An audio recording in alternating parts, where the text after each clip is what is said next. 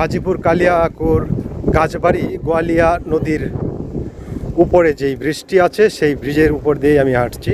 আপনারা লক্ষ্য করছেন যে আমি একটা ব্রিজের উপরে দাঁড়িয়ে আছি। আমার পিছনে গাছটি দেখতে পাচ্ছেন।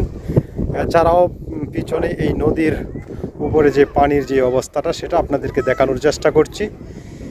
ওই পানি বেঁধে প্রায় জায়গাতেই দেখা যাচ্ছে যে মাছের ঘের তৈরি করে রেখেছে কৃষকরা।